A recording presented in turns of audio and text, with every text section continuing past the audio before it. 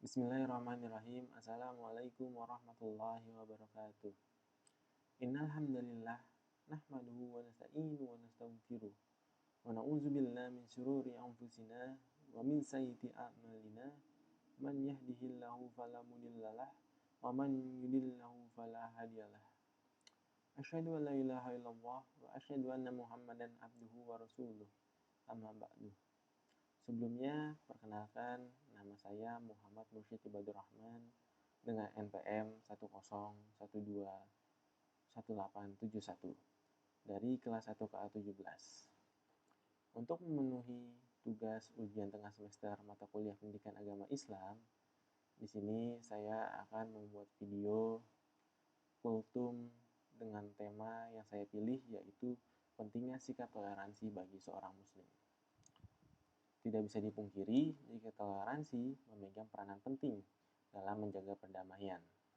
Tentu sikap toleransi ini sangat dibutuhkan di tengah masyarakat Indonesia yang memiliki latar belakang budaya bangsa yang sangat beragam seperti agama, suku, ras, dan juga warna kulit. Toleransi sendiri menjadi penting untuk diartikan guna mengawal kerukunan di tengah masyarakat majemuk seperti Indonesia, di mana negara kita adalah negara yang unik dengan keberagaman budaya di dalamnya. Sebagai mayoritas, umat muslim sendiri memiliki tanggung jawab memandu toleransi di negeri ini, seperti halnya yang dibahas pada buku Fikih Toleransi. Agama Islam sangatlah menjunjung tinggi akan nilai-nilai toleransi. Dalam Al-Quran sendiri telah dijelaskan tentang bagaimana mengatur hubungan antar umat beragama yang lainnya. Oleh sebab itu, setiap umat muslim wajib memiliki sikap toleran kepada umat agama lainnya. Adapun beberapa bentuk toleransi yang diajarkan dalam agama Islam ialah sebagai berikut. Yang pertama, yaitu berbuat adil kepada siapapun. Ibnu Katsir rahimahullah pernah berkata mengenai hukum meremehkan atau merendahkan umat non-muslim. Allah tidak melarang kalian untuk berbuat baik kepada non-muslim yang tidak memerangi kalian, seperti halnya melakukan perbuatan baik kepada wanita serta orang-orang yang lemah di antara mereka. Oleh karena itu, hendaklah berbuat baik dan berlaku adil, karena sesungguhnya Allah Subhanahu wa taala menyukai orang-orang yang berbuat adil. Dalam Al-Qur'an surat Al-Mumtahanah ayat 8 sampai 9 juga telah dijelaskan bahwa sesungguhnya Allah Subhanahu wa taala hanya melarang kamu menjadikan sebagai kawanmu orang-orang yang telah memerangi kamu karena agama, serta mengusir kamu dari negerimu dan membantu orang lain untuk mengusirmu.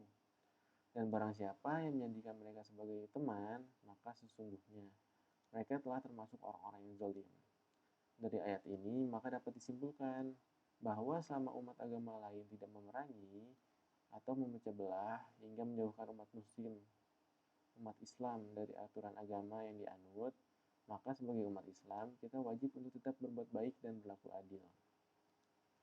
Oke, yang kedua selanjutnya adalah menghormati prinsip agama masing-masing. Dalam surat Al-Kafirun yang memiliki arti, untukmu agamamu, untukku agamaku. Kita dapat mengambil kesimpulan jika Islam selalu mengajarkan kita untuk bertoleransi pada setiap agama apapun.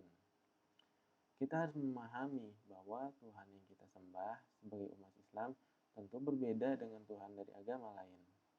Begitu halnya dengan tempat ibadah yang kita gunakan. Oleh karena itu, kita tidak boleh memaksakan pemeluk agama lain untuk menganut ajaran Islam yang kita yakini. Begitupun kita tidak seharusnya menghina atau mengganggu umat lain yang memiliki perbedaan keyakinan dengan yang kita jalani. Selain itu, sikap saling menghormati antar umat beragama penting untuk dilakukan agar tidak menimbulkan perpecahan di tengah masyarakat.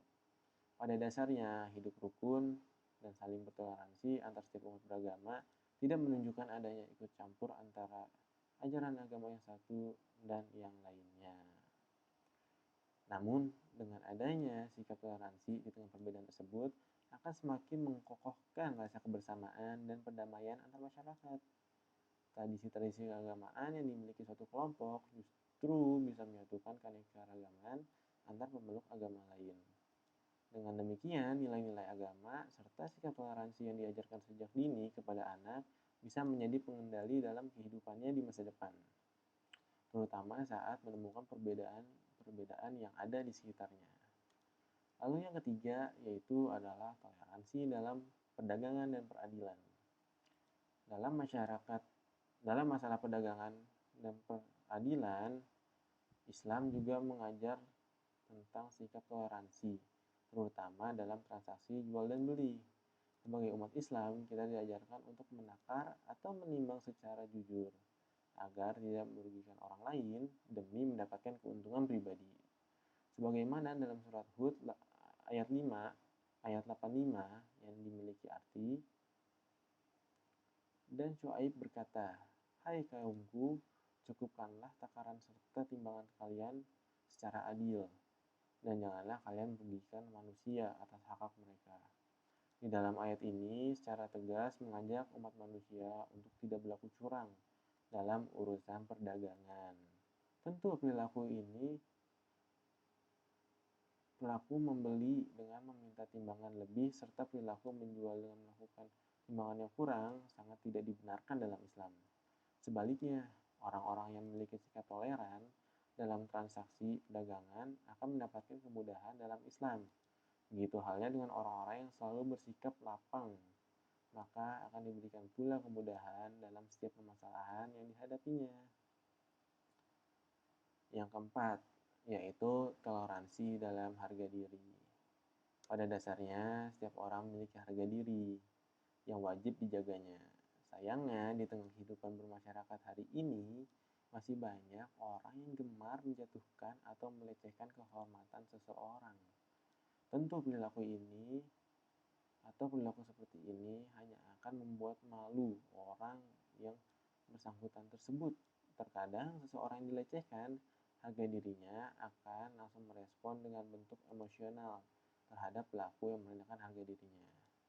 Tentu kita sering melihat peristiwa orang-orang marah atau murka di sekitar kita karena disebabkan oleh masalah harga diri, dan pada akhirnya akan berujung pada pertikaian dan pemutusan tali silaturahmi.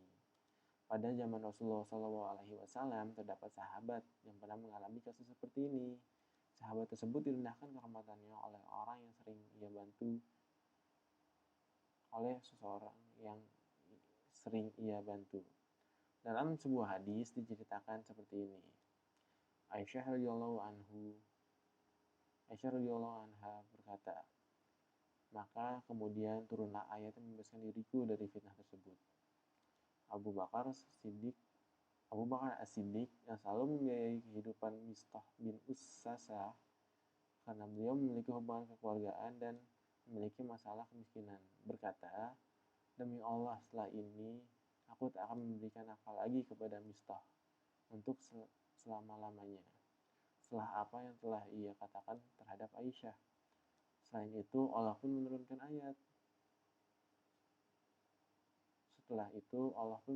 ayat. Dan janganlah orang-orang yang memiliki kelebihan serta kelapangan di antara kalian bersumpah bahwa mereka tidak akan pernah lagi memberikan bantuan kepada kerabatnya, orang-orang yang miskin, serta orang-orang yang sedang berhijrah di jalan Allah Subhanahu wa taala. Dan hendaklah mereka memaafkan dan berlapang dada. Apakah kamu tak ingin Allah Subhanahu wa taala mengampunimu? Dan sesungguhnya Allah adalah Zat yang Maha Pengampun lagi Maha Penyayang. Quran Surat An-Nur ayat 22.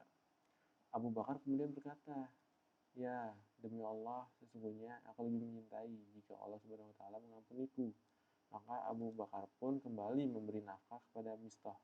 Bagaimana sebelumnya, lalu ia berkata, "Aku tidak akan berhenti memberi nafkah terhadapnya untuk selama-lamanya." Hadis riwayat Al-Bukhari. Lalu yang kelima dan terakhir, yaitu adalah toleransi dalam mereaksi kesalahan. Siapapun itu tentu memiliki niat untuk menjadi orang baik, terlebih jika dirinya memiliki keimanan. Namun tidak bisa dipungkiri jika yang namanya manusia tidak lepas dari yang namanya kesalahan. Terkadang berbuat salah atau mengungkar di kehidupannya. Untuk menyikapi perilaku salah orang lain, maka sikap dasar kita adalah seperti yang disebutkan dalam surat Al-Maidah ayat 54, yang artinya, yang bersikap lemah lembut terhadap orang mukmin.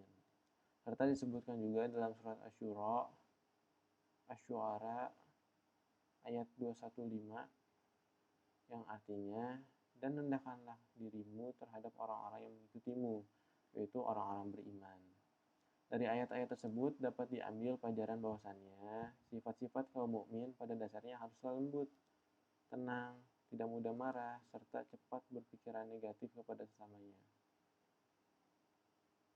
Selain ayat-ayat tentang toleransi, juga terdapat hadis yang membahas mengenai sikap toleran antar sesama ini. Hadis yang pertama yaitu, agama yang paling dicintai Allah adalah agama yang lurus dan toleran. Hadis riwayat Al-Bukhari.